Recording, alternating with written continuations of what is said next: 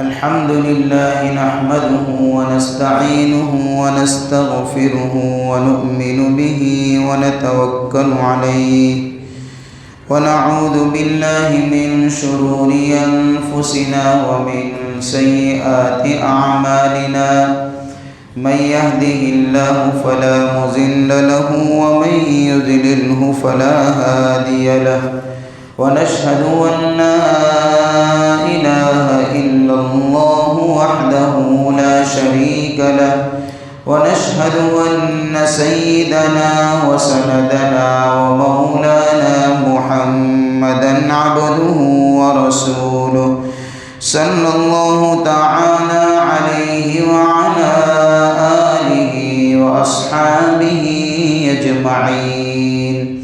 أما بعد فأعوذ بالله من الشيطان الرجيم. بسم الله الرحمن الرحيم. وإذ أخذنا ميثاق بني إسرائيل لا تعبدون إلا الله وبالوالدين إحسانا وذي القربى واليتامى والمساكين وقولوا للناس حسنا وأقيموا الصلاة وآتوا الزكاة ثم توليتم إلا قليلا منكم وأنتم معرضون. صدق الله مولانا العظيم.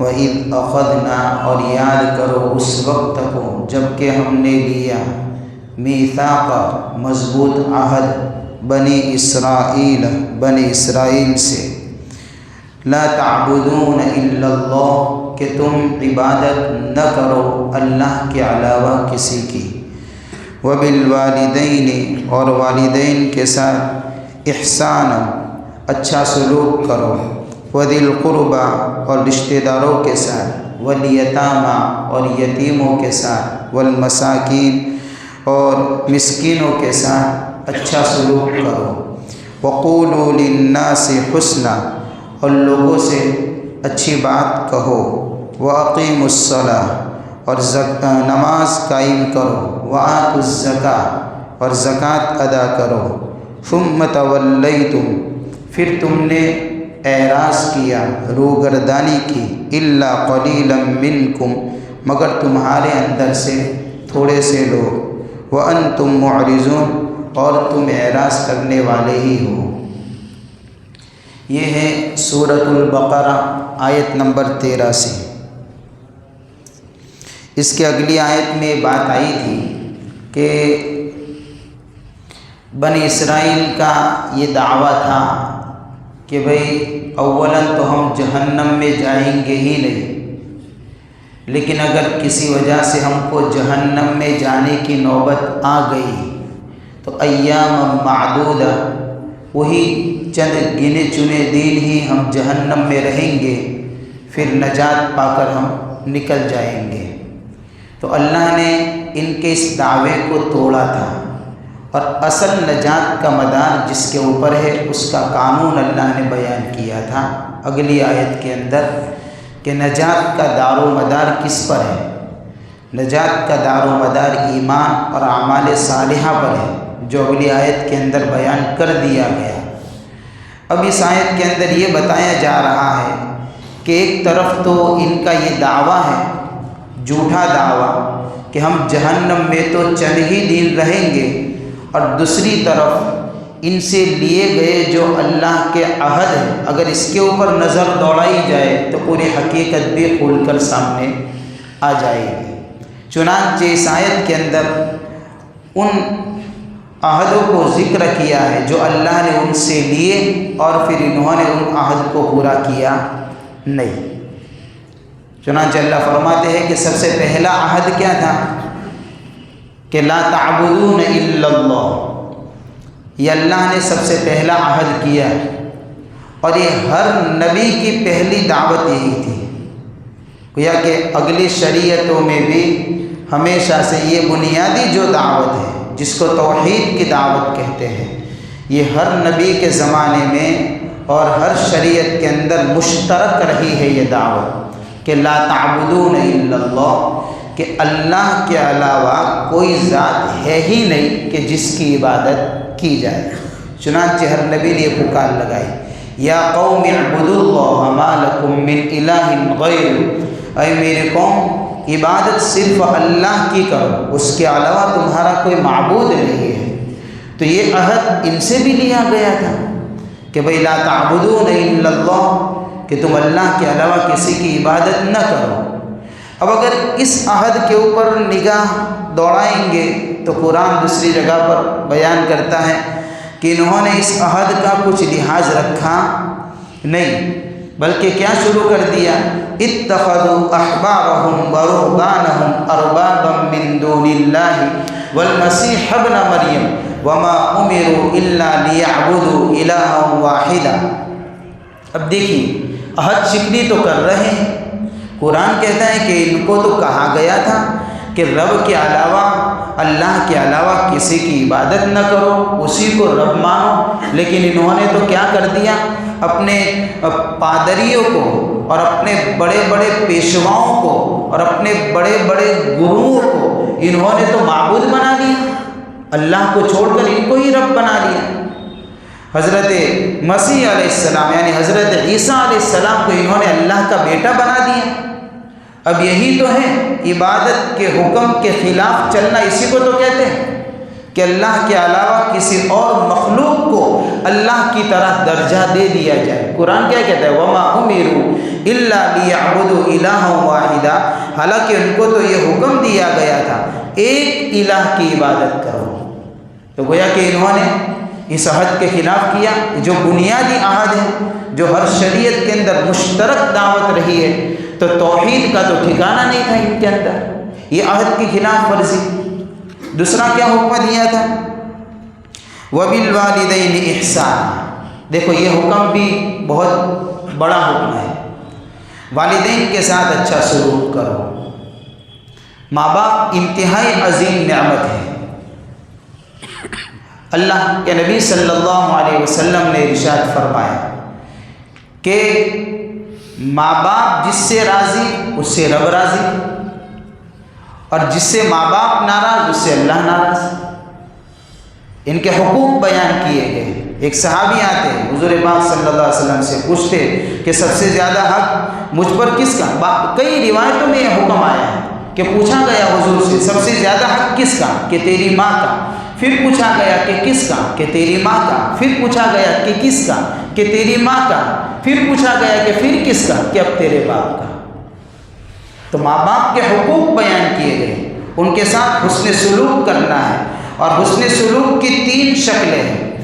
ایک تو ہے ان کو تکلیف نہ پہنچائی جائے، نہ زبان کے بول سے نہ ہاتھوں کے ذریعے سے سختی کر کے۔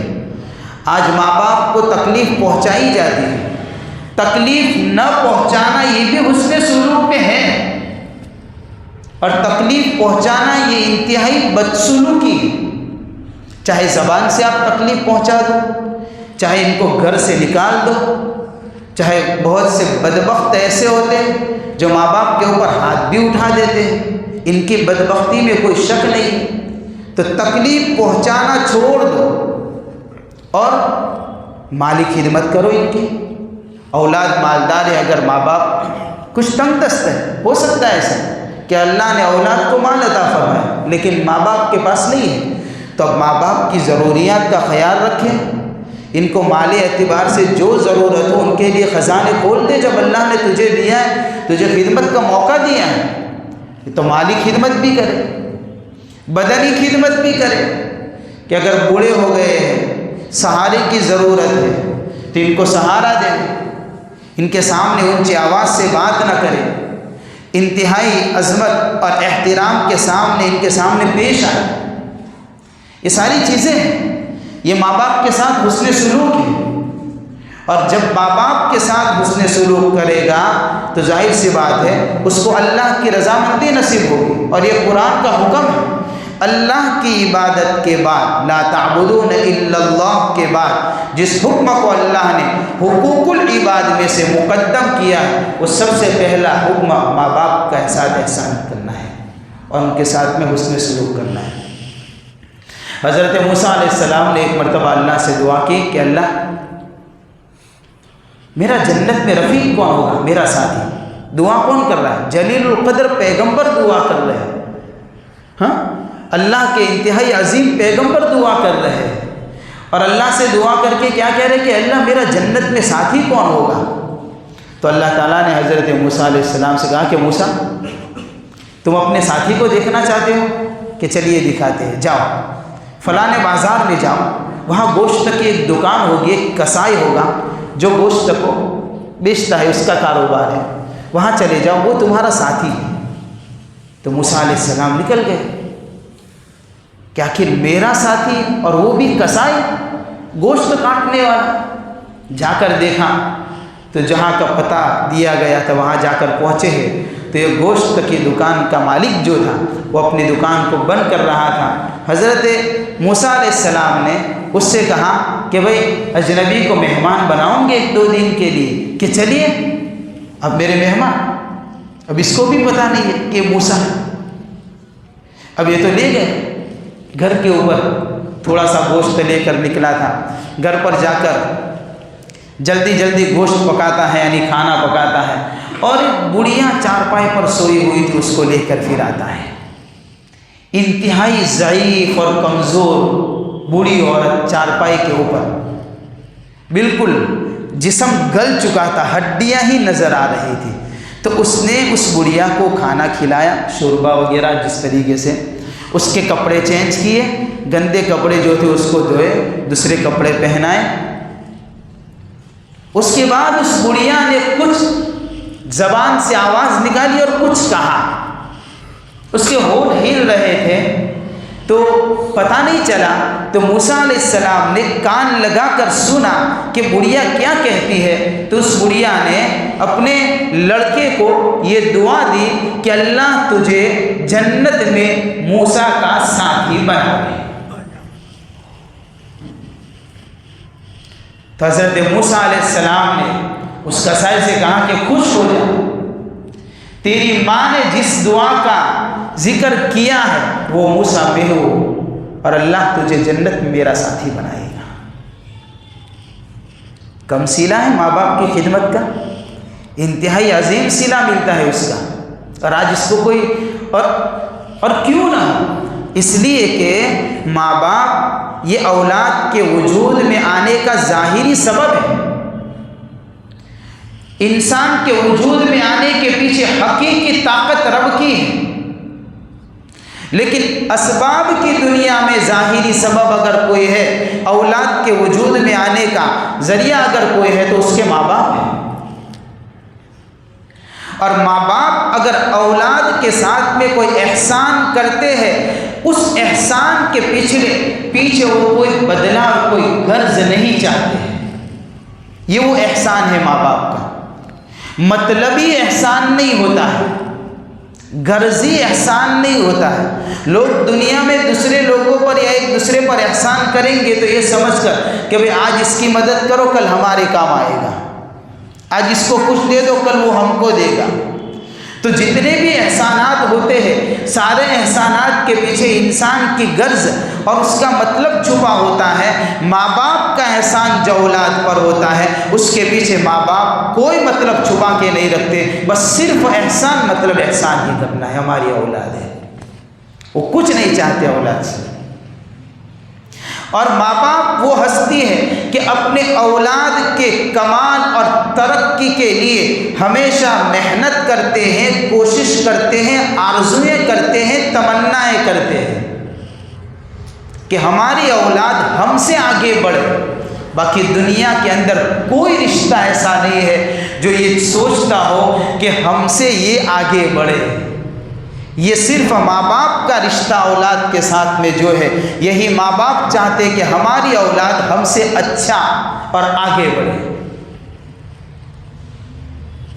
اور ماں باپ ایسی عظیم ہستی ہے کہ کہ ماں باپ اگر اولاد کی ترقی کو اور اس کے عروج کو دیکھتے ہیں، اس کے کمال کو دیکھتے ہیں، تو کبھی حسد نہیں کرتے، دلوں میں جلن پیدا نہیں ہوتی۔ باقی دنیا کے اور رشتوں میں اگر کوئی ایک دوسرے سے آگے بڑھے گا تو کہیں نہ کہیں حسد لگے گا، یہ مجھ سے آگے کیوں بڑھا۔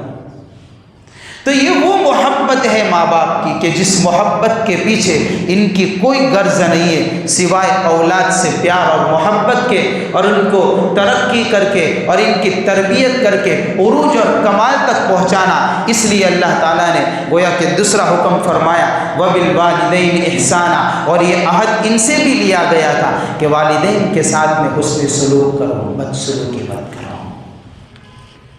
اس کو دیکھتے ہوئے ہم ہمارے سماج کے اوپر، ہمارے معاشرے میں نظر ڈالیں کہ کیا ہو رہا ہے۔ گھر گھر کی کہانی ملے گی، اکثر گھروں کے اندر یہ داستان سننے کو ملے گی، یا تو ماں باپ اولاد سے پریشان ہیں، یا تو نکال دیا گیا ہے، یا تو ڈرا دھمکا کر اس طریقے سے رکھا جاتا ہے کہ اپنی 2 وقت کی روٹی بھی اطمینان سے نہیں کھا سکتے ہیں ماں باپ۔ جس اولاد نے اپنے ماں باپ کے سامنے اگر اور ان کے لیے اس طریقے سے سلوک کیا ہے، وہ اپنے انجام کے لیے تیار رہے اور وہ اس طریقے سے ایکٹیویٹی کے اوپر آ جائے کہ مجھے یہ سلوک بھگتنا پڑے گا، جیسا تو نے کیا ہے ایسا تیرے ساتھ میں تیری اولاد کرنے والی ہے۔ اس سوچ کو ذہن میں لے کر چلا کریے۔ عجیب ہو رہا ہے ہمارے سماج میں اور معاشرے میں، اسے روکا گیا وَبِالْوَالِدَيْنِ إِحْسَانًا۔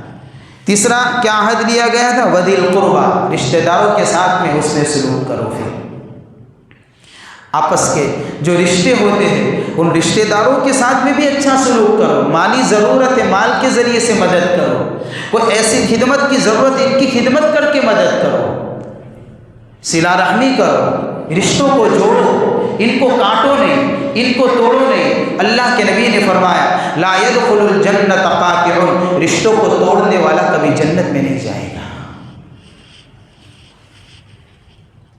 اب اس کے اوپر بھی اگر ہم نظر دوڑائیں گے تو یہ کیا ہو رہا ہے؟ دیکھیں آپس کے رشتوں کے اندر کیسے دراڑیں پڑی ہوئی ہیں، کیسے شگاف پڑے ہوئے ہیں، کس طریقے سے دنیا پیدا ہو گئی ہے۔ بھائی بھائی سے نہیں بولتا، ایک گھر کے اندر رہتے ہیں، ایک آپس کے اندر پڑوس میں رہتے، لیکن آپس کے اندر بول چال بنے بس معمولی سی باتوں کو لے کر۔ اور اللہ کہتے کہ رشتوں کو تو نبھاؤ، یا تو حکم دیا جا رہا ہے کہ نبھاؤ، وذی القربیٰ، اچھا سلوک کرو، لیکن یہ حال ہے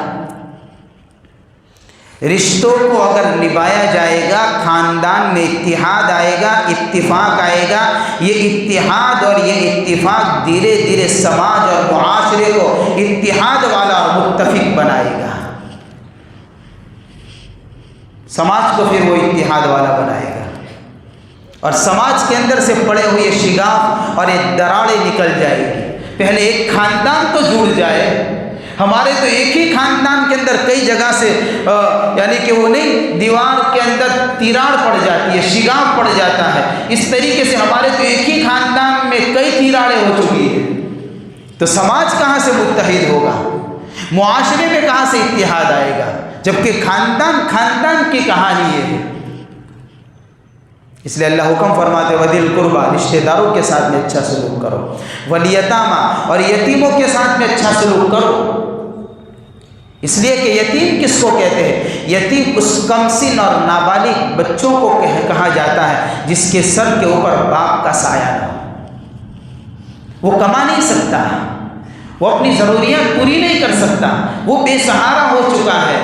اس لیے ایسے سماج کے اندر اگر یتیم موجود ہے تو اس کا مطلب یہ ہے ان یتیموں کی تعلیم، تربیت اور دیگر ضروریات کی ذمہ داری امت کے کندھوں پر ہے، امت اپنی ذمہ داری کو نبھائے اور ایسے یتیموں کی تعلیم اور تربیت کا انتظام کرے تاکہ یہ لوگ اپنی تعلیمی اور تربیتی اعتبار سے کہیں کورے نہ رہ جائیں اور وہ محروم نہ رہ جائیں۔ بڑی عجیب و غریب اسلامی تعلیمات ہیں۔ اس لیے اللہ کے نبی نے کیا فرمایا، میں اور یتیم کی کفالت کرنے والا جنت میں اس طریقے سے ہوں گے۔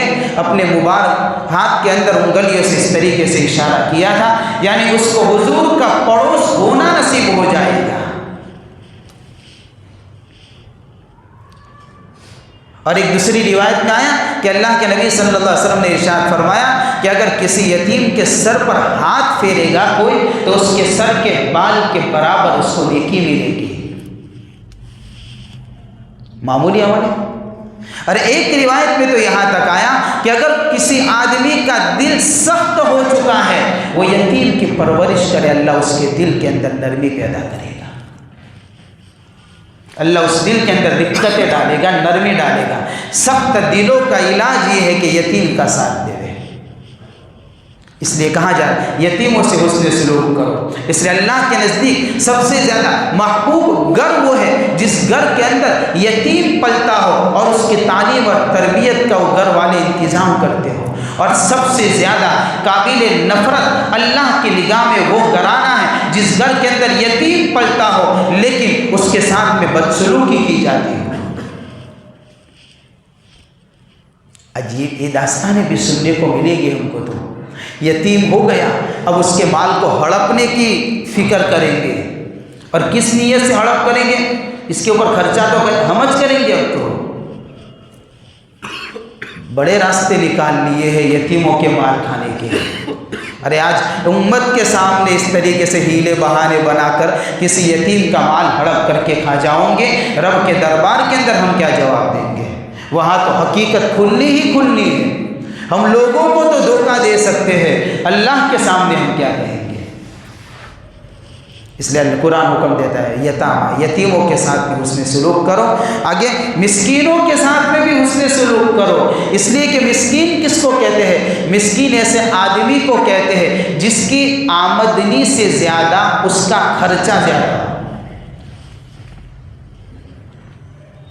5,000 کماتا ہے، کھانے والے اتنے ہیں کہ خرچہ پہنچتا نہیں ہے، 10,000 کے برابر خرچہ ہے، اس کو یتیم کہیں گے، یعنی آوک سے زیادہ جاوک ہو رہی ہے۔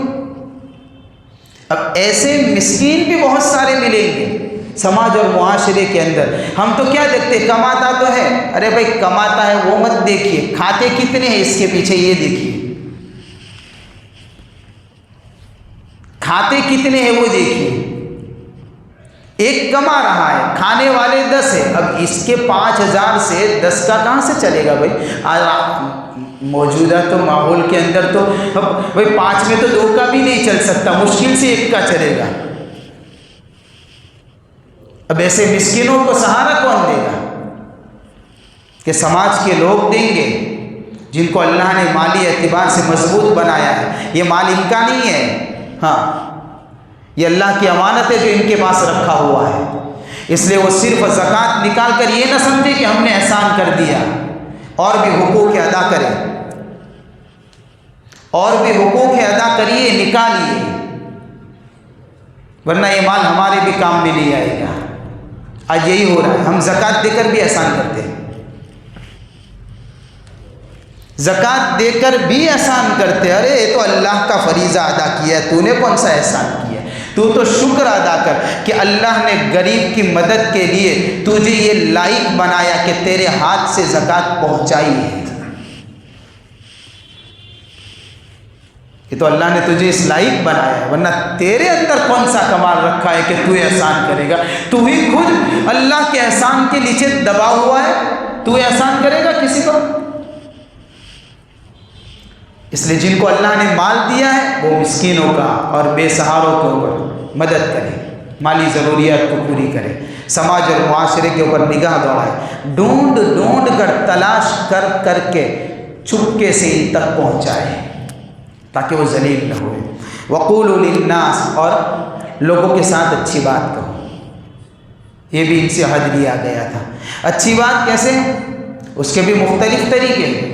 کڑوی بات نہ کہو، ترش روئی کے ساتھ میں گالی گلوچ نہ کرے، ہے نا، ایسی بات نہ کہے کہ جس کی وجہ سے آپس کے اندر جھگڑے پیدا ہو جائے، نفرتیں آ جائے، عداوتیں آ جائے، دشمنی آ جائے، وقولوا، اور دیکھو قرآن کا عجیب و غریب انداز دیکھیے، یوں نہیں کہا وقولوا للمسلمین، مسلمانوں سے اچھی بات کہو، بلکہ کیا کہا وقولوا للناس، لوگوں سے اچھی بات کہو، چاہے پھر وہ کوئی بھی ہو، مسلمان ہو کہ نہ ہو، ہر ایک کے ساتھ میں اچھی بات کہو، نرمی والی بات کہو، سمجھانے والی بات کہو، تعلیم اور تبلیغ کا مسئلہ ہے تو بھی اچھی بات کہو، سلام کے ذریعے سے اپنی باتوں کی ابتدا کرو، اور کسی کے سامنے بات رکھو تو اس انداز سے رکھو کہ الکلمۃ الطیبۃ صدقۃ، کہ اگر مال کے ذریعے سے کسی پر صدقہ نہیں کر سکتے ہیں تو بول کے ذریعے سے صدقہ کر دو، کسی کو پاکیزہ بول بتانا بھی صدقہ ہے، الکلمۃ الطیبۃ صدقۃ،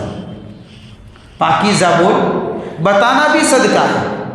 کسی کا اپنے اس کی غیر حاضری میں کسی بندے کا ہماری مجلس میں ذکر ہو جائے تو اس کا ذکر اچھے انداز سے ذکر کریے۔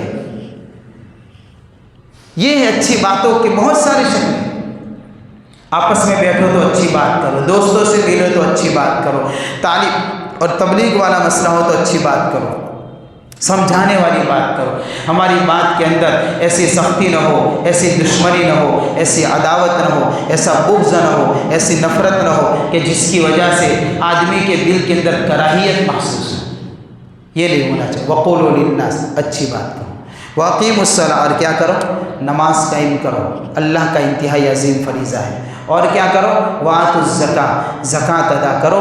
اللہ نماز یہ بدنی عبادت ہے اور زکوٰۃ یہ مالی عبادت ہے۔ نماز بدنی عبادتوں میں سب سے زیادہ عظیم الشان عبادت ہے، اور زکوٰۃ مالی عبادتوں میں سب سے زیادہ عظیم الشان عبادت ہے۔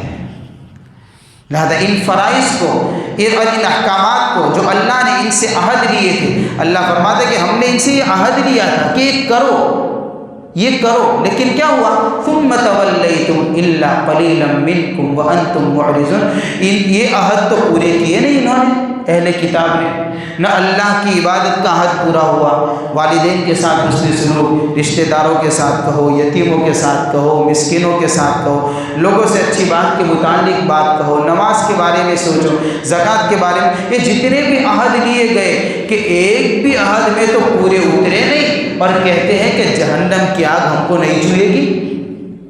ثم تولیتم الا قلیلا منکم، تم نے تو روگردانی کر دی، ارے ایک کو تو مانو، ثم تولیتم الا قلیلا منکم، تم نے تو اکثریت نے تمہارے اندر سے ایسے نکلے کہ ایک بھی عہد کو پورا کرنے کے لیے آگے نظر نہیں آیا، الا ماشاء اللہ چند گنے چنے لوگ، جیسے کہ عبداللہ بن سلام رضی اللہ تعالیٰ عنہ، یہ یہودیوں کے بڑے علماء میں ان کا شمار ہوتا تھا، لیکن انہوں نے اسلام کو قبول کیا۔